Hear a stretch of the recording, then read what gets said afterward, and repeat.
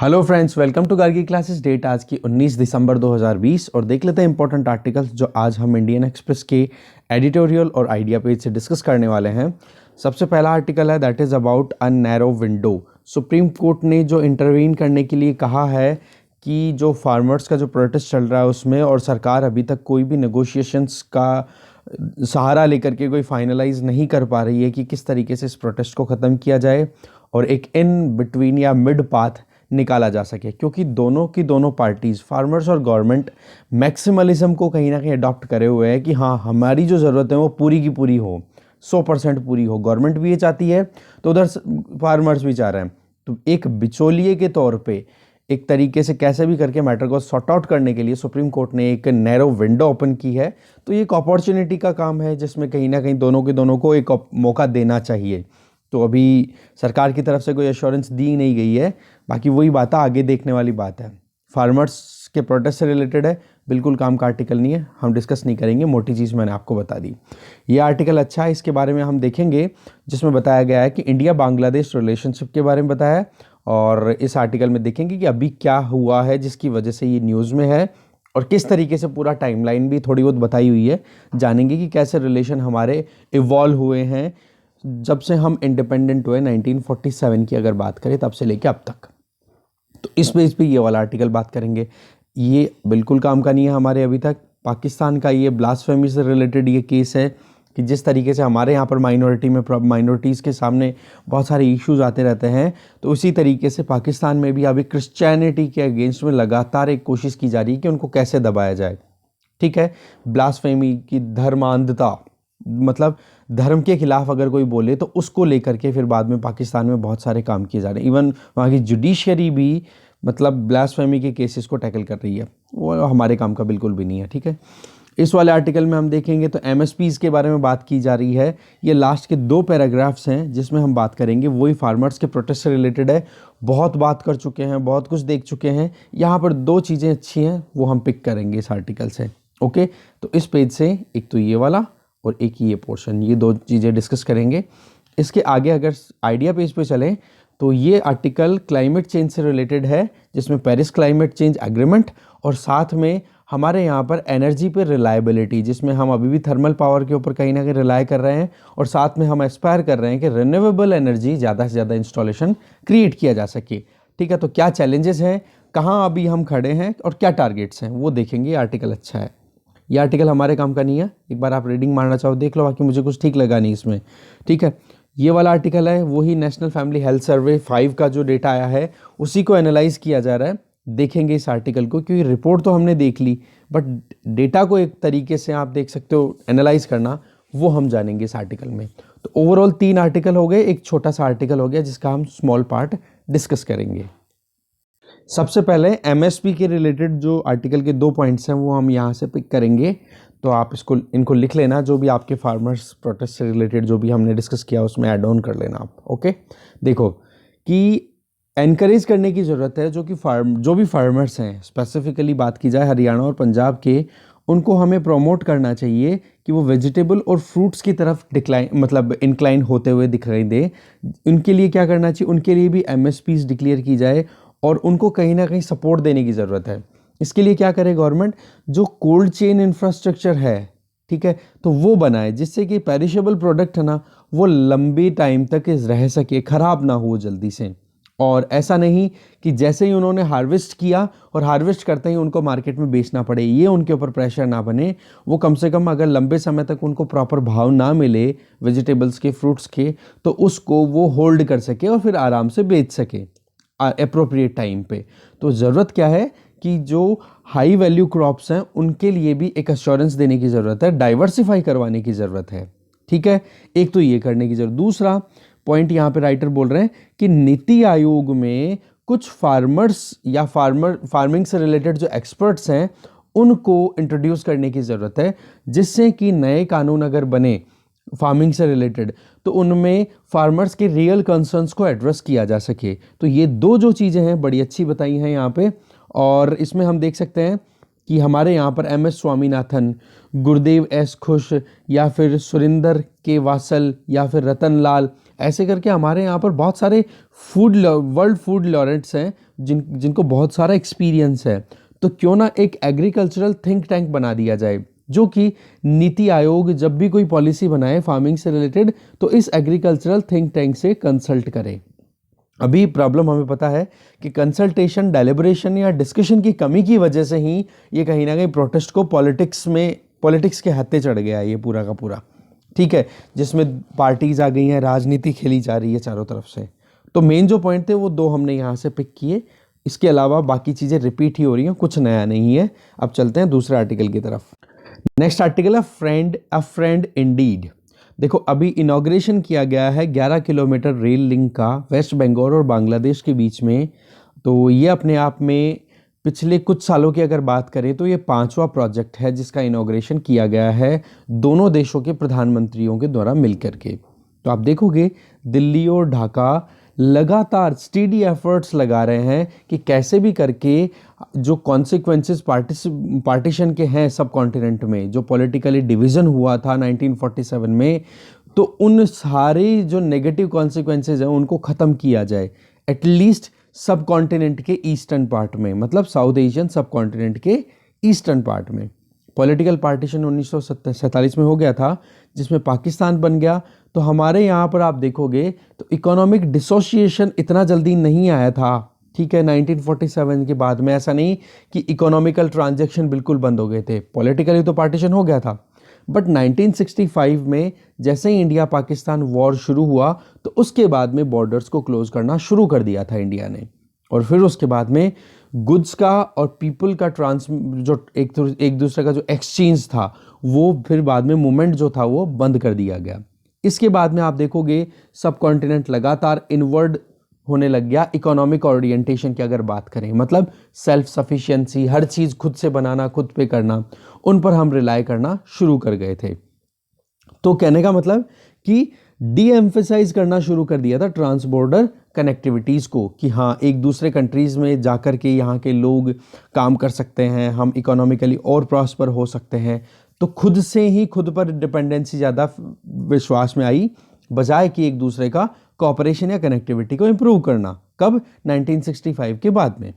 फिर आप देखोगे पॉलिटिकल डिफ़िकल्टीज़ लगातार चलती आई, इसकी वजह से ही कहीं दिल्ली और ढाका दोनों के बीच में प्रॉपर रिलेशनशिप मेंटेन नहीं हो पाई, इवन कनेक्टिविटी भी कहीं ना कहीं ख़त्म होती सी चली गई।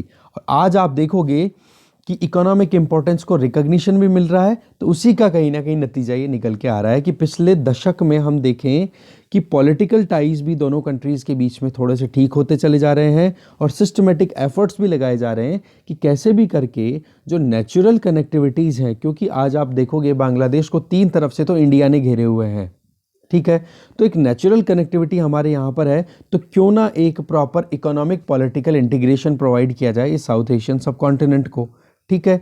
आप देखोगे वेस्ट बंगाल और बांग्लादेश के रिलेशनशिप की बात कर लो, या फिर इंडिया का नॉर्थ ईस्ट की बात कर लो, तो ये सारे के सारे कनेक्टेड है। और नॉर्थ ईस्ट को अगर हमें डेवलप करना है तो बांग्लादेश इसमें बहुत इंपॉर्टेंट रोल प्ले कर सकता है, ठीक है ना, और करता ही भी है। तो इस चीज़ को ध्यान में रखते हुए हमारी रिलेशनशिप अब इम्प्रूव होती हुई दिखाई दे रही है और हो भी रही है। प्राइम मिनिस्टर्स की बात करें, एक तरफ नरेंद्र मोदी, दूसरी तरफ शेख हसीना, दोनों ने अभी वर्चुअली थर्सडे को एक मतलब कुछ इनिशिएटिव्स की बात की कि कैसे भी करके कॉपरेशन को और ज़्यादा डीपन किया जाए और ज़्यादा स्ट्रेंथन किया जाए। तो ये जो चीज़ है ना, इस चीज़ को हमें कहीं ना कहीं प्रेज़ करने की ज़रूरत है, वो कंटिन्यू रखने की ज़रूरत है। जिसमें एक तो bilateral comprehensive economic partnership agreement हुआ है, जिसमें फिर बाद में दोनों ने फिर एक बायलैटरल स्टेटमेंट भी आउटलाइन किया है कि हम कॉपरेशन को कंटिन्यू रखेंगे। River water transportation, Teesta water वाला जो इशू है अभी तक भी सॉर्टेड नहीं है, पर फिर भी एक आशा की किरण तो है ही कि आगे कुछ अच्छा हो सकता है। तो रिवर वाटर ट्रांसपोर्टेशन को स्ट्रेंथन करना, इसके अलावा जो एलिफेंट कॉरिडोर्स हैं उनके लिए ट्रांस बाउंड्री कॉरिडोर्स क्रिएट करना, ट्रेड का लिबरलाइजेशन करना जिससे ज़्यादा से ज़्यादा दोनों देशों के बीच में ट्रेड हो सके। और एक इम्पॉर्टेंट चीज़ कि setting up of CEO forms, जो कंपनीज़ के सीईओज होते हैं उनकी एक फॉरम बनाई जाए जिससे कि वो इंटीग्रेटेड मैनर में साउथ एशियन सब कॉन्टिनेंट के लिए प्लान कर सकें कि फ्यूचर में क्या आगे काम किया जा सकता है, जिससे कि जॉब क्रिएशन भी हमारे यहाँ पे हो सके। दिल्ली और ढाका की अगर बात करें तो दोनों कंट्रीज़ की एम्बिशंस भी राइज होती हुई दिखाई दे रही है कि कैसे भी करके रीजनल कनेक्टिविटी को प्रमोट किया जाए, जिसमें नेपाल, भूटान, म्यांमार और थाईलैंड से भी इंटीग्रेशन की बात चलती रहती है। अगर दिल्ली अगर वाकई में डीपली सेंसिटिव है और इकोनॉमिक कनेक्टिविटी को रीस्टोर करना चाहता है, जो कि डिवाइडेड ईस्ट है। डिवाइडेड ईस्ट का मतलब क्या हो गया, हमारे ईस्ट में जो हम बांग्लादेश या फिर इनसे कनेक्टिविटी प्रॉपर नहीं रख पा रहे हैं, उसको अगर वाकई में चाहते हैं तो हमें वाकई में एक सेंसिटिविटी का डेमोन्स्ट्रेशन देना होगा, ठीक है। क्योंकि हमारे यहाँ पर पोस्ट पार्टीशन मूवमेंट जो था लोगों का, जो हो रहा था 1965 के बाद में जो रुका, उसको हमें कहीं ना कहीं बहुत सोच समझ के आगे टैकल करने की ज़रूरत है। हमारे यहाँ पर जो पॉलिटिक्स का असर है ना, उसका इंटरनेशनल रिलेशन पे नहीं जाना चाहिए। आज एथनिक इश्यूज़ को लेकर के या रिलीजियस इश्यूज़ को लेकर के हम ईस्ट को और ज़्यादा फ्रेगमेंटेड करेंगे, हमारे ईस्ट को, ठीक है। तो उसका कॉन्सिक्वेंस बांग्लादेश को ही नहीं, इंडिया को भी कहीं ना कहीं अभी तक फेस करना पड़ा है और आगे भी करना पड़ सकता है, ठीक है। इंडिया अगर कर दे तो आज आप देखें सिटीजनशिप अमेंडमेंट एक्ट की बात आई, एनआरसी की बात आती है, और हमारे यहाँ पर जो पॉलिटिक्स में बातचीत होती रहती है तो कई बार ऐसे एक्सट्रीम स्टेटमेंट चले जाते हैं जो इम्पैक्ट डालते हैं इंडिया बांग्लादेश रिलेशनशिप पे। तो उनको कहीं ना कहीं हमें अवॉइड करने की ज़रूरत है, क्योंकि बांग्लादेश और इंडिया एक दूसरे के लिए मोस्ट इम्पोर्टेंट रीजनल पार्टनर्स हैं, ये ध्यान रखने की ज़रूरत है, ठीक है। आज वेस्ट बंगाल में इलेक्शंस आने वाले हैं, तो वहाँ पर भी आप देखोगे तो एक सवाल फिर से इस इलेक्शंस में, पॉलिटिक्स जब भी आती है तो पड़ोसी देशों का नाम तो ज़रूर आता है। तो ट्रांस बॉर्डर माइग्रेशन अपने आप में बहुत बड़ा हाईलाइट हो सकता है वो, जो कि इसका इम्पैक्ट हो सकता है, थ्रेटन कर सकता है बायलैटरल रिलेशंस को। अगर हम देखें तो बांग्लादेश को लिबरेट हुए लगभग 50 साल होने वाले हैं अगले साल, ठीक है, जब से पाकिस्तान से फ्री करवाया था 1971 में, और इंडिया का बहुत इंपॉर्टेंट रोल रहा था बांग्लादेश के लिबरेशन में, ठीक है। तो उस चीज़ से हमें कुछ जो भी हमने एम्बिशियस गोल्स डिसाइड कर रखे हैं, जो भी हम इकोनॉमिक डेवलपमेंट गेन करना चाहते हैं, तो उसके लिए दोनों कंट्रीज़ को हैंड इन हैंड, हाथ में हाथ देके फिर आगे चलने की ज़रूरत है। हमें केवल इलेक्टोरल कैलकुलेशन के बेसिस पे ही नहीं ध्यान देना चाहिए, बल्कि हिस्टोरिक ट्रांसफॉर्मेशन जो अभी चल रहा है, जिससे कि आज इंडिया और बांग्लादेश के रिलेशनशिप मतलब बहुत शानदार चल रहे हैं, ये कहा जा सकता है, ठीक है। तो ईस्टर्न सब कॉन्टिनेंट को हमें स्टेबिलिटी देने के लिए ये ज़रूरी है, ठीक है। केवल वोटों के बारे में, वोट बैंक के बारे में ना सोच करके कुछ अलग सोचने, कुछ बड़ा सोचने की ज़रूरत है। नेक्स्ट आर्टिकल देखते हैं। नेक्स्ट आर्टिकल है वॉक द ग्रीन। यह आर्टिकल लिखा हुआ है क्रिस्टोफ जैफरलॉट और विजय गणेश आरएस के द्वारा, ठीक है। अभी 5th एनिवर्सरी थी पेरिस अकॉर्ड की पिछले हफ्ते में, जहाँ पर वर्चुअल ग्लोबल मीटिंग ऑर्गेनाइज की गई थी, क्लाइमेट एम्बिशन समिट 2020, और उसमें हमारे प्राइम मिनिस्टर नरेंद्र मोदी जी का एक स्पीच हुआ और उन्होंने एक सोलम प्लेज ली कि 2047 आते आते, 2047 में हमें सेंटेनियल ईयर होगा। सेंटेनियल ईयर का मतलब कि हमें आज़ाद हुए 100 साल हो जाएंगे। तो इंडिया जो है अपने जो टारगेट्स हैं उनको अचीव कर लेगा, इतना ही नहीं बल्कि अपने टारगेट्स को क्रॉस करके और ज़्यादा और ज़्यादा अचीवमेंट गेन करेगा। तो ये चीज़ आप देखोगे कार्बन एमिशन को कंट्रोल करने के लिए उन्होंने कही। तो हम देख सकते हैं कि एक सही ओकेजन पे सही तरीके से हमारा जो टारगेट है क्लाइमेट चेंज को टैकल करने का, उसके लिए हमारा एक कदम क्या है, क्या हमारा प्लान है, उसको दिखाया गया। इंडिया की अगर बात करें, इंडिया ने देखो अपनी तरफ से कुछ टारगेट्स डिसाइड किए थे पेरिस अकॉर्ड 2015 के अंडर में, जिनको हम बोलते हैं इंटेंडेड नेशनली डिटरमाइंड कंट्रीब्यूशन। इसमें क्या कहा गया था कि एक तो ये कि इंडिया का शुरुआत में टारगेट ये था कि 175 गीगावाट का इंस्टॉलेशन हम कर लेंगे, मतलब रिन्यूएबल एनर्जी कैपेसिटी 2020 के एंड तक। फिर बाद में ये 2020 नहीं, मुझे लगता है ये 2022 आना था वहाँ, वैसे खैर कोई बात नहीं, लिखा हुआ वो देखते हैं अभी। तो फिर अब बात करें, फिर गारंटी दी कि 2030 आते आते हमारे यहाँ पर जो एनर्जी नीड है उस नीड का लगभग 40% तो रिन्यूएबल एनर्जी से पूरा किया जाएगा। फिर 2018 में जो ग्लोबल क्लाइमेट एक्शन समिट हुआ, उसमें हमारे प्राइम मिनिस्टर ने और ज़्यादा अनाउंसमेंट कर दिया कुछ एम्बिशियस प्लान्स, ये कि 2030 आते आते टोटल रिन्यूएबल एनर्जी का इंस्टॉलेशन हमारे यहाँ पर 450 से 500 गीगावाट कर देंगे। इसी टाइम पे अगर देखें तो ये जो अनाउंसमेंट हुआ, तो इसमें ये था कि जब ये अनाउंसमेंट किया गया 2018 की बात कर रहे हैं, कि इस टाइम पे अगर हम देखें तो जो ऑलरेडी इंस्टॉल्ड कैपेसिटी है उसका लगभग 5 गुना ये टारगेट डिसाइड किया था, क्योंकि उस टाइम 2018 में कैपेसिटी कितनी थी, लगभग 81 गीगावाट। ठीक है, तो आप देख सकते हो पिछले 6 सालों में ही 72% का इंक्रीमेंट देखा गया है। कहने का मतलब जो करंट गवर्नमेंट है, इसका रिन्यूएबल एनर्जी पे जो एक्सेलरेशन है, जो फोकस है, वो वाकई में बहुत अच्छा है, ये कहा जा सकता है। बट जो 2018 में जितना इंस्टॉल्ड कैपेसिटी थी उसका 5 गुना हमने एम्बिशियस टारगेट के तौर पे 2030 तक अचीव करने की बात की, जो कि 450 से 500 गीगावाट अचीव करने की बात की है। और अभी तक हम करें तो ये जो 72% का इंक्रीमेंट पिछले 6 सालों में रजिस्टर किया गया है रिन्यूएबल एनर्जी का इंस्टॉलेशन के पॉइंट ऑफ व्यू से देखें, तो ये मिनिस्ट्री ऑफ पावर क्लेम करती हुई दिखाई देती है। तो ये डेटा है ना, आप नोट कर लो, बड़ा इंपॉर्टेंट डेटा है ये। ठीक है, फिर आगे अगर हम देखें अनदर इंपॉर्टेंट मूव की बात करें, तो देखो हमारे यहाँ पर थोड़ी सी जो एक कहते हैं ना रेट जो है इंस्टॉलेशन की, वो थोड़ी सी कम है। इलेक्ट्रिफिकेशन की अगर बात करें ट्रांसपोर्टेशन में, उसमें भी हमने कहीं ना कहीं थोड़ा सा काम अच्छा किया है। ठीक है, अभी जो रेलवे मिनिस्ट्री है, जो मिनिस्ट्री ऑफ पावर है, इनके द्वारा जो स्टेटमेंट्स आ रहे हैं उनसे ये पता पड़ रहा है कि अभी लोकल मतलब लोकल ट्रेन्स हो, लोकल ट्रांसपोर्टेशन हो बड़ी सिटीज़ में, या फिर जो नॉर्मल ट्रांसपोर्टेशन जितना भी रेलवेज़ का है, बोले 2024 आते आते फुल्ली इलेक्ट्रिक मोड पे चलना शुरू हो जाएगी सारी ट्रेन्स।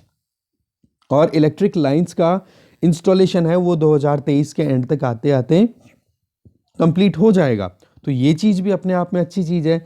बट यहाँ पर हमें ज़रूरत पड़ेगी कि हम रिलाय करें ग्रीन एनर्जी पे, क्योंकि अब ज़्यादा से ज़्यादा हमें टारगेट भी 450 से 500 गीगावाट का टारगेट भी तो अचीव करना है ना। तो उसके लिए तो ग्रीन एनर्जी पे ही रिलाय करना ज़्यादा ठीक बात रहेगी, और उसके लिए हमें ज़्यादा से ज़्यादा इंस्टॉलेशन करने की ज़रूरत पड़ेगी।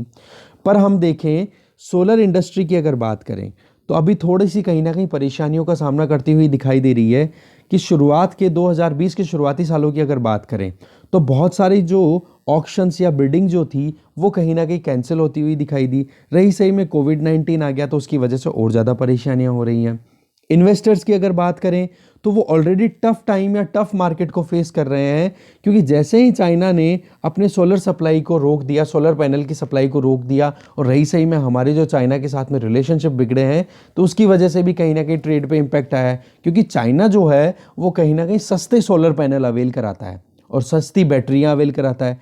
तो वैसे तो आत्मनिर्भर भारत अभियान के अंदर हमने बहुत ही ये चीज़ एनविसाज की है कि हमारे यहाँ पर लोकल प्रोडक्शन को इंश्योर किया जाए। बट वो चीज़ है कि अभी थोड़ा सा इकोनॉमिकली उतना सुटेबल है कि नहीं, वो देखने वाली बात है। रही सही में सेंट्रल एनर्जी अथॉरिटी, ये एक इंस्टीट्यूशन है जो कि स्टैच्यूटरी बॉडी है। मैं यहीं पे बता रहा हूँ आपको, सेंट्रल एनर्जी अथॉरिटी ये एक स्टैच्यूटरी बॉडी है। दैट मीन्स ये किसी कानून के अंतर्गत बनाई गई है। इसको स्टैब्लिश किया गया था इलेक्ट्रिसिटी सप्लाई एक्ट 1948 या 1946 ऐसे समथिंग है।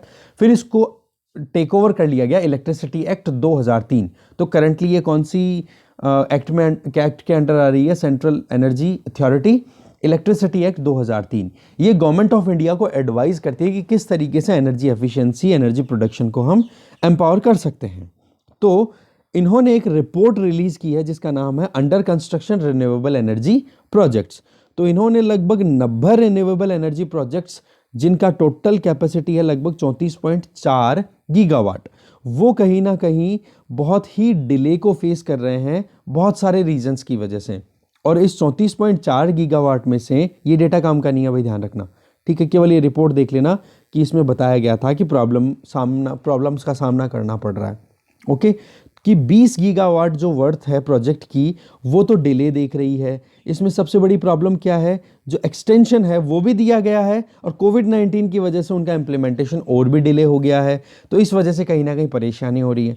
दूसरा, इनमें से फिर बचा हुआ 8 गीगावाट वर्थ का जो प्रोजेक्ट है वो कहीं ना कहीं परचेज पावर सेल्स एग्रीमेंट के प्रॉब्लम का सामना कर रहा है। क्योंकि हमारे यहाँ पर क्या है कि जो भी इंस्टॉलेशन हमारे यहाँ पर हो रहे हैं बड़े प्रोजेक्ट्स, तो उनमें क्या है कि सोलर पावर तो प्रोडक्शन हो जाएगा, बट उस पावर जो प्रोडक्शन हो रहा है, इसका कंजम्पशन इंश्योर करने के लिए जो डिस्कॉम है, ठीक है, डिस्ट्रीब्यूशन कंपनीज जो हैं, जो कि इलेक्ट्रिसिटी डिस्ट्रीब्यूट करती हैं कंजम्पशन के लिए, उनके बीच में जो एग्रीमेंट होना चाहिए वो एग्रीमेंट फाइनलाइज नहीं हो पा रहा है। ठीक है, तो इस तरीके से ये थोड़ी प्रॉब्लम का सामना भी करती हुई दिखाई दे रही है रिन्यूएबल एनर्जी की अगर बात की जाए, उनसे रिलेटेड प्रोजेक्ट्स। इसके अलावा हमारे जो मार्केट की बात करें, रूफटॉप सोलर पैनल्स की बात करें, जो घरों की छतों पे लगाने की बात की जा रही है, उसका भी हमने ये टारगेट किया कि एक्सपेक्टेड तो ये है कि 40 गीगावाट हम अचीव कर लेंगे 2022 तक आते आते। बट अभी देखें तो currently installed capacity rooftop solar panels की कितनी है? केवल 6 गीगावाट। तो ये भी अपने आप में एक चैलेंज शो कर रहा है ना कि किस तरीके से हम 40 गीगावाट तक अचीव कर पाएंगे। इसका प्राइमरी रीजन क्या है? एक तो पुअर रेगुलेटरी एनवायरनमेंट, एक प्रॉपर रेगुलेशन अभी तक भी नहीं हो पा रहा है। इसके अलावा यहाँ पर हमें पता है सेंट्रल गवर्नमेंट और स्टेट गवर्नमेंट जो है सोलर रूफटॉप कैपेसिटी को इंस्टॉल करने के लिए सब्सिडीज भी दे रही है। तो फिर भी इसके बावजूद भी अभी रेगुलेटर की प्रॉपर फंक्शनिंग की कमी की वजह से यहाँ पर प्रॉब्लम देखी जा रही है। मेन प्रॉब्लम जो है वो आ रही है पावर परचेजिंग एग्रीमेंट, जिसको हम आगे से पीपीए के नाम से बोलेंगे, ठीक है, पावर परचेजिंग एग्रीमेंट। तो इसमें क्या है, एक तरफ तो हो जाएंगे जो कि रूफटॉप सोलर पैनल है वहाँ से इलेक्ट्रिसिटी प्रोडक्शन होना, और दूसरी तरफ है डिस्ट्रीब्यूशन कंपनी जिसको हम डिस्कॉम भी बोलते हैं, वो जहाँ पर हम देखते हैं कि स्टेट गवर्नमेंट्स की मोनोपोली ज़्यादातर देखी जाती है। तो एक तरफ तो हो गई डिस्कॉम और दूसरी तरफ हो गए कौन? प्रोज्यूमर। प्रोज्यूमर का मतलब कंज्यूमर्स जो कि अपने घरों से इलेक्ट्रिसिटी प्रोड्यूस करेंगे सोलर पैनल का यूज़ करके, तो इनका नाम कंबाइन करके क्या बोल दिया? प्रोज्यूमर्स। तो इनके बीच में अभी एग्रीमेंट नहीं आ रहा है, तो इस वजह से कहीं ना कहीं इंस्टॉलेशन जो है सोलर पैनल का वो थोड़ा सा रुका हुआ है, या फिर जो स्पीड होनी चाहिए वो नहीं हो रही। अब होता क्या है, जो प्रोज्यूमर्स है ना उनके पास में बहुत कम चॉइस बच जाती है पीपीए की अगर बात की जाए। जो पावर परचेजिंग एग्रीमेंट्स होते हैं वहाँ पर ज़्यादा कुछ इनके पास में से होता नहीं है। तो वहाँ पर आप देखोगे एक तो ऑफर क्या किया जाता है कि नेट या फिर ग्रोस मीटरिंग की बात की जाती है। अब नेट या ग्रोस मीटरिंग का मतलब क्या होता है, मैं आपको बता देता हूँ कि मान लो आपके घर पर ये सोलर पैनल आपने लगाया, तो जब गर्मियाँ आएंगी तो हमारे यहाँ पर इलेक्ट्रिसिटी प्रोडक्शन भी ज़्यादा होगा, कंजम्पशन भी होगा बेशक, बट सर्दियाँ जब आएंगी तो इलेक्ट्रिसिटी प्रोडक्शन तो ज़्यादा है बट कंजम्पशन आपको कम फील होगा। तो उस केस में क्या हो जाएगा कि आपके पास में एक्सेस में बिजली जलेगी, एक्सेस में बिजली आपके पास बचेगी। तो उस बिजली को आप भेज दोगे कहाँ पर? डिस्कॉम्स के पास में, और डिस्कॉम्स फिर बाद में आपके यहाँ पर मीटर इंस्टॉल करेंगे और वो उसको बोला जाएगा नेट मीटरिंग, कि हाँ भाई कितना तो घरों से इलेक्ट्रिसिटी प्रोड्यूस हुई है और कितना इन्होंने इलेक्ट्रिसिटी कंज्यूम किया है इन डिस्कॉम से लेकर के। तो ओवरऑल जो नेट जो बचेगा उसका फिर पेमेंट एडजस्टमेंट किया जाएगा कि घरों से बिल लेना है या घरों को पैसा देना है, या फिर उनका स्टोर करके रखना है कि आने वाले ईयर के अंदर ये कवर कर सकते हैं। हाँ, इतनी यूनिट इन्होंने एक्सेस में प्रोड्यूस की है तो अब इनका बिल इतनी यूनिट तक नेक्स्ट ईयर नहीं बनेगा। तो ऐसे करके जो सिस्टम है ना वो कहीं ना कहीं आप देखोगे जो प्रोज्यूमर्स है उनके पास में थोड़ा सा कम चॉइस छोड़ता है। बट कुछ एक्सपर्ट्स हैं उनका ये कहना है कि ये मेथड जो है वो थोड़े से इनइफेक्टिव है, बजाय कि इंस्टॉल करने की ज़रूरत है नेट मीटरिंग की बजाय स्मार्ट सोलर मीटर्स। ठीक है, कि वहाँ पर अगर आप देखोगे तो वो थोड़े से एक्सपेंसिव मीटरिंग करेंगे। एक्सपेंसिव मीटरिंग का मतलब कि जब सोलर मीटर्स के मतलब स्मार्ट सोलर मीटर इंस्टॉल करोगे तो उसमें यूनिट के जो चार्जेस हैं वो थोड़े से बढ़कर के होंगे। तो उससे क्या होगा, जो वाकई में एफ्लुएंट इंडियंस है ना उनके पास में थोड़ा सा एक रहेगा कि हाँ वो अट्रैक्टेड फील करेंगे। क्योंकि होता क्या है, जैसे मान लो किसी के पास में फार्म हाउस है बड़ा सा, तो अगर उनको स्मार्ट सोलर मीटर के बेसिस पे वो इलेक्ट्रिसिटी अगर प्रोड्यूस करते हैं अपने यहाँ पर खुद के ही, तो उससे क्या होगा, जो भी इलेक्ट्रिसिटी प्रोड्यूस होगी तो उसको क्या करेंगे, वो सेल आउट कर सकते हैं डिस्कॉम्स को। तो उससे क्या होगा, उनको ज़्यादा पैसा मिलेगा। तो इससे क्या हो गया, अपने आप ही जो एफ्लुएंट है, जो पैसे वाले जो लोग हैं, वो अपने आप ही अपने रूफटॉप सोलर पैनल्स को अडॉप्ट करना शुरू कर देंगे। ठीक है, तो इस चीज़ पर हमें थोड़ा सा ध्यान देने की ज़रूरत है। नेट मीटरिंग तो है ही, पर इसके साथ में स्मार्ट सोलर मीटर्स को भी इंस्टॉल करने की हमें शुरुआत करनी चाहिए। तो ये जो रिफॉर्म्स है ना, इनके लिए हमें बहुत जल्दी ध्यान देने की ज़रूरत है, जिससे कि पब्लिक तक इन चीज़ों को पहुंचाया जा सके और जो इंस्टॉलेशन है रूफटॉप कैपेबिलिटीज़ का, उसे हम इम्प्रूव कर सकें। ठीक है, अब अगर हम देखें बिगेस्ट चैलेंज की बात करें, क्या है रिन्यूएबल एनर्जी को, तो वहाँ पर है कोल इंडस्ट्री। आज भी हम देखें तो हमारे यहाँ पर जितना पावर जनरेशन होता है उसका लगभग 72% तो केवल और केवल कोल बेस्ड जो इलेक्ट्रिसिटी प्रोड्यूस होती है उससे फुलफिल होती है नीड। तो ये डेटा बड़ा काम का आप लिख लो। और इंडिया ने टारगेट क्या किया हुआ है कि 2022 तक हमारे यहाँ पर 65% मतलब 2022 का जो टारगेट दिया हुआ है कितना 175 गीगावाट का जो दिया हुआ था उसको भी हम अचीव कर लेंगे ना, तो उसके बाद में भी लगभग 65% तो हमारे यहाँ पर coal energy based electricity produce होगी। तो आप देख सकते हो कि अभी भी हमारे यहाँ पर ये चैलेंज बना रह रहा है कि किस तरीके से हम ग्रीन एनर्जी पे स्विच करेंगे। ठीक है, मेन जो इशू है वो है ग्रिड। ग्रिड अभी भी थर्मल पावर इंडस्ट्री के टुवर्ड्स ही हैं। वही बात कि आप जो नेट मीटरिंग की बात कर रहे हो या फिर आप जो पावर परचेजिंग एग्रीमेंट्स की बात कर रहे हो, तो उनमें हमारे पास में इंफ्रास्ट्रक्चर भी तो होना चाहिए ना, कि जिससे कि घरों से जो बिजली प्रोड्यूस हो रही है वो डिस्कॉम्स तक जा सके और फिर उसके बाद में नेट निकाला जा सके कि कितना इलेक्ट्रिसिटी प्रोड्यूस हुई घरों से यार, कितना उन्होंने कंज्यूम किया।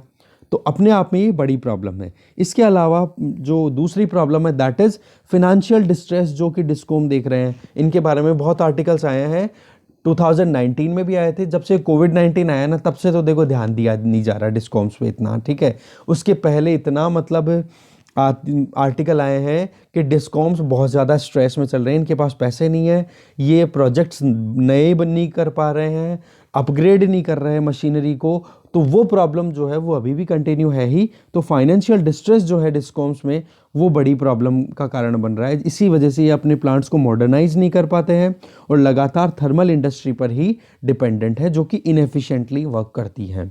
ठीक है, रही सही में अगर परचेजिंग पावर जो पावर परचेजिंग एग्रीमेंट्स है इनकी बात करें तो ये भी आप देखोगे तो अनसस्टेनेबल होते चले जाते हैं कि जब आप सब्सिडीज़ की बात भी करते हो, सब्सिडीज दे रहे हो, एडजस्ट करना अपने आप में कॉम्प्लेक्स इशू बन जाते हैं। फिर ये रही सही में हम देखें कि पुराने और इनएफिशिएंट जितने भी पावर प्लांट्स हैं, थर्मल पावर प्लांट्स हैं, अगर उनको बंद करें तो सेंट्रल इलेक्ट्रिक अथॉरिटी जिसकी बात हमने अभी की है या सेंट्रल एनर्जी अथॉरिटी, उनके हिसाब से बोलो 25 साल पुराने को भी अगर बंद करेंगे ना तो हमें 35 गीगावाट की एनर्जी की डिमांड पूरी करनी पड़ेगी कम से कम 25 साल से पुराने को भी। तो आप 10 साल या 12 साल पुराने या 5 साल पुरानों को बंद करोगे तो पॉसिबल ही नहीं है वो तो।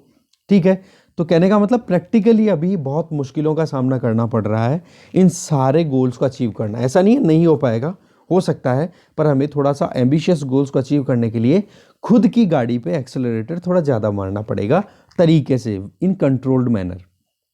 इसके अलावा कोल की अगर बात करें तो इसको हटाने में बहुत सारी प्रॉब्लम है और इंडिया का फ्यूचर जो है वो लगातार इसी पे डिपेंडेंट है। क्योंकि अभी क्या है, गवर्नमेंट एक तरफ तो क्या कह रही है, ग्रीन एनर्जी की बात कर रही है, क्लाइमेट चेंज एग्रीमेंट को कहीं ना कहीं इंप्लीमेंट करने के लिए अपनी तरफ से जो एम्बिशियस गोल्स हैं उनको अचीव करने की बात कर रही है। बट दूसरी तरफ हमारे यहाँ पर पहली बार 41 कोल ब्लॉक्स का ऑक्शन हुआ और आप देखोगे प्राइवेट सेक्टर का पार्टिसिपेशन इंश्योर किया गया है। तो यहाँ पर तो आप देखो कि कोल ब्लॉक तो आप अभी इधर लोगों को बेच रहे हो और दूसरी तरफ आप कोल पे डिपेंडेंसी कम करना चाह रहे हो, तो वो जो चीज़ है वो कहीं ना कहीं और ज़्यादा प्रॉब्लमेटिक हो जाती है।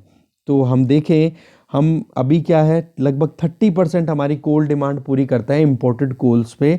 तो इस वजह से उसको रिप्लेस करने के लिए गवर्नमेंट ने ऑक्शन कराया इन 41 कोल ब्लॉक्स का। ठीक है, इंडिया का जो हम देखें तो थर्मल पावर का अगर देखें तो लगभग 60 मेगावाट का और एडिशनल इंस्टॉलेशन करने की बातचीत है, जो कि वाकई में सरप्राइजिंग है कि जहाँ पर हमें रिन्यूएबल एनर्जी इंस्टॉल करना चाहिए, जो कि जहाँ तक है कोल से थोड़ा सस्ता है, पर उसके कंपैरिजन में हम थर्मल पावर पे ही ज़्यादा इन्वेस्टमेंट कर रहे हैं। बट एक चीज़ थोड़ा सा प्रैक्टिकली सोचे ना तो 60 मेगावाट इतना ज़्यादा होता नहीं है। बट एक चीज़ होती है ना कि आप एक चीज़ से स्विच करके दूसरे पे जा रहे हो तो स्मूथ ट्रांजिशन होना चाहिए। ऐसे नहीं अचानक से स्विच ऑफ किया दूसरा स्विच ऑन कर दिया, ये पॉसिबल भी नहीं होता।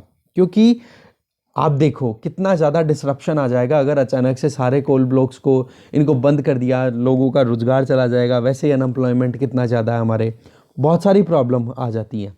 तो फिलहाल तो हम देख रहे हैं क्लाइमेट चेंज के पॉइंट ऑफ व्यू से, तो एक मिड पाथ निकालने की ज़रूरत है, मेरा कहने का मतलब ये है।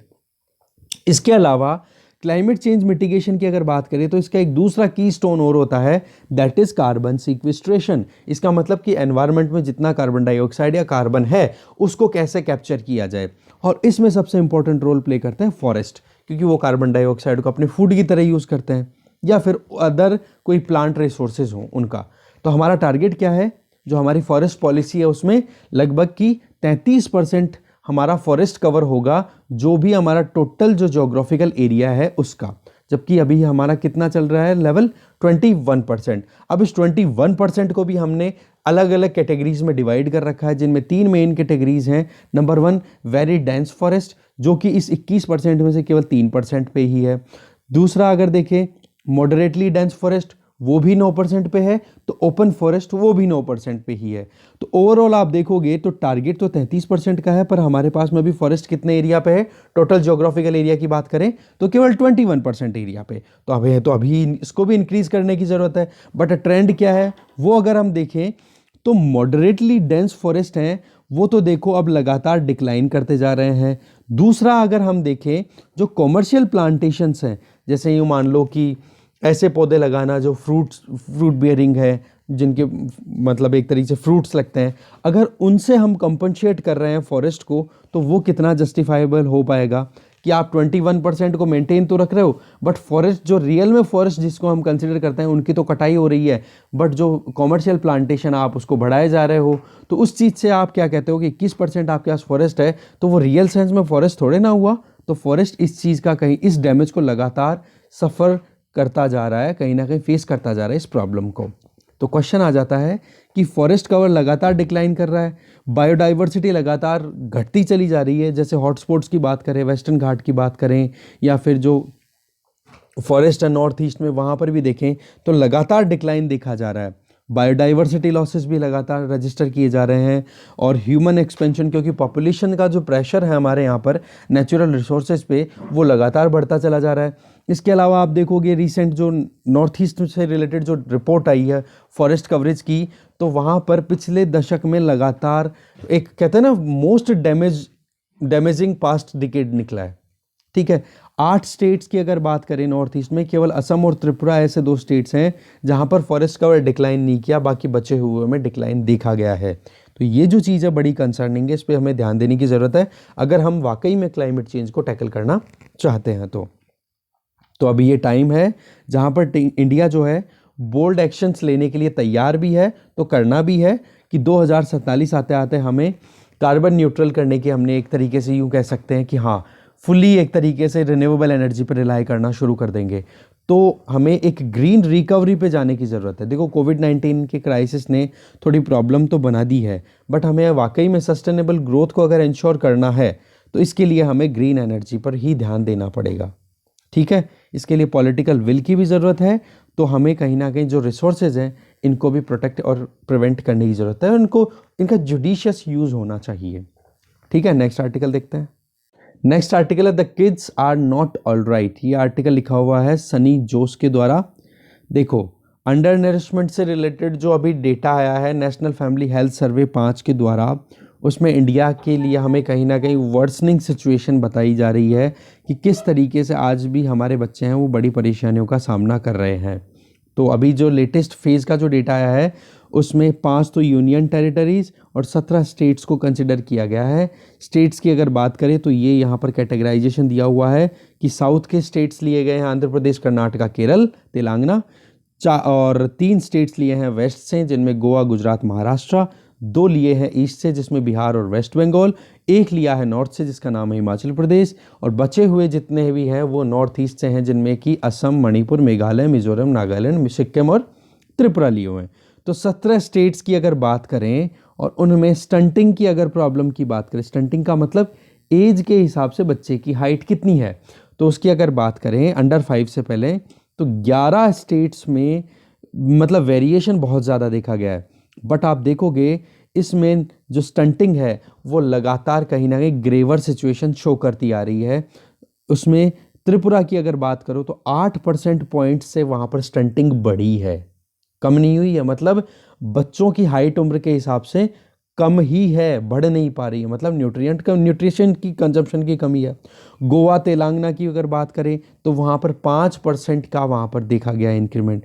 2015-16 से लेकर के जब NFHS का 4th राउंड का जो डेटा आया था वो, उसका कंपैरिजन अगर 2019-20 के जो फर्स्ट राउंड का जो NFHS 5 का जो डेटा है उससे कंपेयर करें तो जो आंध्र प्रदेश है, कर्नाटक है, असम है, इनका डेटा एज इट इज़, मतलब स्टंटिंग इनकी वैसी की वैसी बनी हुई है।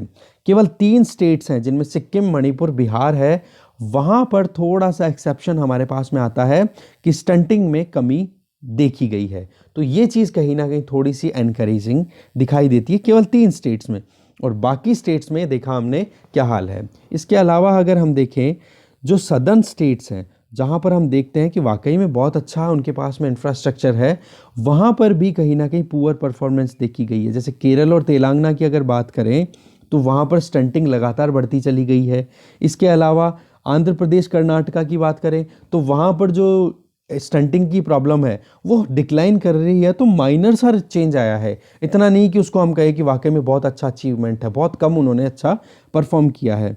इसके अलावा अगर हम देखें तो यहाँ पर हमें ध्यान देने की ज़रूरत है कि किस तरीके से रूरल अर्बन डिस्पैरिटी भी देखी गई है, कि गाँव के बच्चों में न्यूट्रिशन की प्रॉब्लम देखी गई है ज़्यादा एज़ कम्पेयर टू अर्बन। तो वहाँ पर भी आप देखोगे स्टंटिंग की प्रॉब्लम जो है गाँव के और रूरल अर्बन डिवीज़न, तो मेघालय, आंध्र प्रदेश और गुजरात, सिक्किम, यहाँ पर 10% पॉइंट तक का भी डिफरेंस देखा गया है स्टंटिंग का।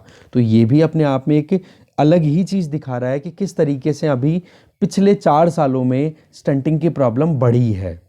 ठीक है, तो अब सवाल ये आता है क्या ये टेम्परेरी ट्रेंड है? तो कॉम्प्रिहेंसिव नेशनल न्यूट्रिशन सर्वे जो कि 2016 से 18 के बीच में कंडक्ट किया गया था, तो उसमें क्लियर बोला गया कि 11 स्टेट्स में से 10 स्टेट्स का अगर डेटा देखें तो वहाँ पर स्टंटिंग से रिलेटेड जो डेटा आया है वो कहीं ना कहीं नेगेटिव या फिर सब पर परफॉर्मेंस है, मतलब ज़्यादा कुछ एनकरेजिंग परफॉर्मेंस वहाँ पर दिखाई नहीं दी। तो इसका मतलब क्या हो गया कि पिछले 4 सालों में ये कोई लगातार ट्रेंड बना हुआ है, ऐसा नहीं है कि ये चीज़ कोई टेम्परेरी है। तो स्टंटिंग हमारे यहाँ पर एक कंटिन्यूस फिनोमेना बना हुआ है, इसको हमें ध्यान रखने की ज़रूरत है। तो ये तो बात हो गई एज के हिसाब से बच्चे की हाइट की। अब बात करते हैं अंडरवेट कि हाइट के हिसाब से जो वजन होना, अंडरवेट का मतलब 5 साल तक के बच्चे का जो स्टैंडर्ड वजन होना चाहिए उसकी बात करें। देखो 11 स्टेट्स ने थोड़ा सा इस मैट्रिक पे देखिए तो अपना खुद का इंक्रीज दिखाया है इस मैट्रिक में। कहने का मतलब लो मतलब अंडरवेट की कैटेगरी में भी ज़्यादा बच्चे आने लग गए हैं, तो ये भी एक अंडर नरिशमेंट का साइन है। स्टंटिंग को हमने देखा 11 में से 10 स्टेट्स में बढ़ा है, तो वहीं पर अंडरवेट भी है, वो भी लगातार बढ़ता ही चला जा रहा है। कहने का मतलब स्टंटिंग की प्रॉब्लम भी और अंडरवेट की प्रॉब्लम भी दोनों हैं हमारे यहाँ पर। ठीक है, डिक्लाइन देखिए तो 4 स्टेट्स में है तो मार्जिनल है। अंडरवेट की प्रॉब्लम अगर डिक्लाइन हुई है तो मार्जिनली डिक्लाइन हुई है। इम्प्रूवमेंट देखें तो केवल 2 स्टेट्स में देखा गया है। 9 स्टेट्स ऐसे हैं जिन्होंने वेस्टिंग की प्रॉब्लम का सामना किया है। वेस्टिंग का मतलब हो गया कि हाइट के हिसाब से बच्चे का वेट कितना है। ठीक है, तो उसको बोलते हैं वेस्टिंग की प्रॉब्लम, अगर हाइट ज़्यादा है और बच्चे का वेट कम है तो वो प्रॉब्लम भी हमारे यहाँ पर देखी गई है। 5 ऐसे स्टेट्स हैं जिन्होंने या तो कुछ प्रोग्रेस रजिस्टर नहीं की है या फिर माइनर सी प्रोग्रेस रजिस्टर की है वेस्टिंग की अगर बात करें, जहाँ पर बच्चों की हाइट के हिसाब से उनकी वजन भी बढ़ा हो। केवल 3 स्टेट्स जिनमें कर्नाटक, मेघालय, गोवा, इन्होंने कुछ ऐसा काम किया है जिसको नोट किया जा सके कि जहाँ पर बच्चों की हाइट के हिसाब से उनका वेट बढ़ा है, मतलब वेस्टिंग वहाँ पर कम हुई है, डिक्लाइन कर रही है। तो इन सारे एस्पेक्ट्स को अगर हम देखें तो हमारे यहाँ पर ओवरऑल 14 ऐसे स्टेट्स हैं 17 में से जहाँ पर अंडर नरिशमेंट जो है वो बढ़ा है, ना कि घटा है। ये अपने आप में एक लाइन इंपॉर्टेंट भी है जो कि बिल्कुल एक थॉरो इमेज दिखाती है हमारे यहाँ पर। इसके अलावा स्टंटिंग और अंडरवेट है वो 8 स्टेट्स में इंक्रीज हुआ है, तो स्टंटिंग और वेस्टिंग की अगर बात करें तो 6 स्टेट्स में बढ़ा है। 5 स्टेट्स जिनकी बात करें तो हिमाचल प्रदेश, मिजोरम, नागालैंड, तेलंगाना और त्रिपुरा, ये इन तीनों की वहाँ पर देखा जाए तो इंक्रीज देखा गया है। तो ये जो लाइन है ना, ये पैराग्राफ, ये बड़ा इंपॉर्टेंट, आप लिख लो इसको, ये ऐसे राइटिंग में ऐसे काम आ सकता है। कहीं क्वेश्चन स्टार्ट करो तो ये आप कोट कर सकते हो माल नरिशमेंट की, कि किस तरीके से हमारे यहाँ पर 3 जो हमने अभी जो कैटेगरीज ली हैं, स्टंटिंग, वेस्टिंग और एक ली अंडरवेट, तीनों के अंदर तीनों की प्रॉब्लम कहाँ पर ज़्यादातर देखी गई? इन 5 स्टेट्स में। ठीक है, और 2-2 का कॉम्बिनेशन हमने यहाँ पर देखा है, ये तो आप नोट डाउन कर ही लो। तो यहाँ से 17 स्टेट्स की अगर बात करें तो ये देखो 17 स्टेट्स का डेटा, हम पूरे कंट्री के लिए तो हम जनरलाइज नहीं कर सकते, बट इस डेटा को हम इग्नोर भी नहीं कर सकते, हमें इन पर ध्यान देने की ज़रूरत है, क्योंकि हमें हमारा अगर वाकई में सस्टेनेबल डेवलपमेंट इंश्योर करना है तो इन चीज़ों पर ज़रूर ध्यान देने की ज़रूरत है। क्योंकि चाइल्ड अंडर न्यूट्रिशन जो है ना, जिसमें स्टंटिंग है, वो जरा बड़ा इंपॉर्टेंट सेगमेंट आ जाता है। क्योंकि ये चीज़ मैंने आपको रिपोर्ट्स को डिस्कस किया तब भी मैंने बताया था कि स्टंटिंग जो है वो एक तरीके से क्रॉनिकल डेफिशिएंसीज की वजह से है, कि लगातार जो है एक बच्चे को प्रॉपर खाना नहीं मिलता, इसकी वजह से उसकी उम्र के हिसाब से हाइट नहीं बढ़ती। वेस्टिंग तो क्या है, आज अगर पिछले 2-3 महीनों में आपने खाना नहीं खाया तो आप बिल्कुल पतले हो जाओगे, ठीक है। तो वेस्टिंग तो केवल अभी थोड़ा सा टेम्परेरी इनटेक की वजह से ही, प्रॉब्लम की वजह से ही होता है, जबकि स्टंटिंग जो है ना वो लंबे समय से चलता आता है। तो हमें यहाँ पर ज़रूरत है कि डायग्नोस किया जाए, एक प्रॉपर वे में केयरफुली स्क्रूटनाइज करने की ज़रूरत है, एक कर्सरी लुक देने की ज़रूरत है कि क्या फैक्टर्स हैं जिसकी वजह से हमें ये प्रॉब्लम का सामना करना पड़ रहा है। आज आप देखोगे तो सैनिटेशन की बात करो, ड्रिंकिंग वाटर फैसिलिटी की बात करो, तो वो तो क्या है, अच्छे से अवेलेबल हो रही है जब से स्वच्छ भारत अभियान शुरू हुआ है। इसकी बजाय स्टंटिंग जो है वो लगातार बढ़ती चली जा रही है। तो ये तो कहीं ना कहीं एक कॉन्ट्रावेंशन दिखा रहा है ना, कॉन्ट्रास्ट दिखा रहा है। इसके अलावा एनीमिया की बात करें बच्चों में, वो भी लगातार बढ़ता जा रहा है, और मैटरनल जो माताएं हैं उनमें भी एनीमिया है, वो लगातार बढ़ता जा रहा है।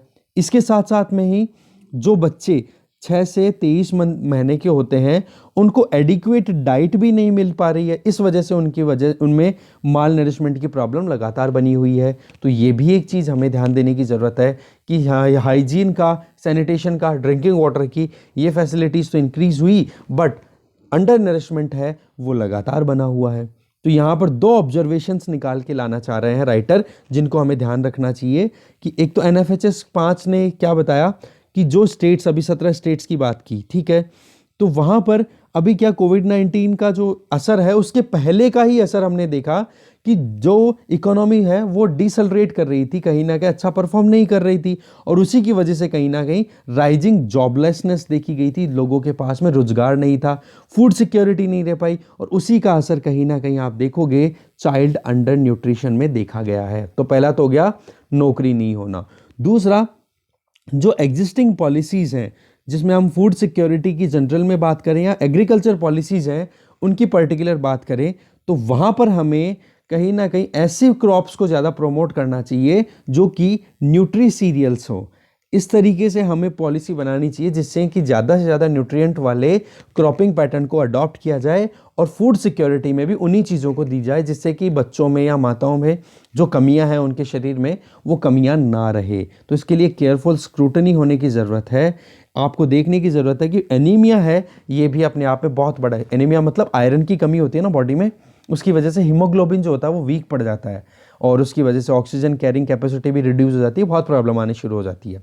तो आयरन की कमी आना बॉडी में, ठीक है, वो तो इन पर ध्यान देने की ज़रूरत है। तो एक तो क्या आ गया, जॉबलेसनेस, और दूसरा क्या आ गया, जो एग्जिस्टिंग एग्रीकल्चर पॉलिसी है या फूड सिक्योरिटी पॉलिसीज है उनमें न्यूट्री सीरियल्स पे कम ध्यान देना, ये ध्यान देना। क्योंकि हम देखते हैं ना कि प्रधानमंत्री गरीब कल्याण योजना भी है, तो उसमें क्या दिया गया, अनाज ही तो दिया गया, सब्जियों की, फ्रूट्स की, इनकी फैसिलिटेशन की बात नहीं की गई। तो इन पर हमें ध्यान देने की ज़रूरत है। देखो, चाइल्ड अंडर न्यूट्रिशन की बात करें तो कोविड-19 के बाद में तो और ज़्यादा ग्रिम सिचुएशन बन गई होगी अभी तक, और वो डिटेल और आ जाएगी रही सही में। तो हमें करेक्शन करने की ज़रूरत है, क्रिटिकल असेसमेंट करने की ज़रूरत है कि एफिशिएंटली प्रॉपर वे में एक एक इंडिविजुअल को, एक एक बच्चे को सारी चीज़ें अवेल हो सकें, जिससे कि उसका कहते हैं ना अपब्रिंगिंग अच्छे से हो पाए। ठीक है, पोषण अभियान शुरू कर रखा है 2018 से, उसको भी कंटिन्यू करने की ज़रूरत है, और प्रॉपर वे में ध्यान रख करके जो भी ज़रूरत है उन पर फोकस करने की ज़रूरत है। बस बाकी वही चीज़ें रिपीट हो रही हैं। इसके साथ ये डिस्कशन यहीं ख़त्म होता है। Thank you very much.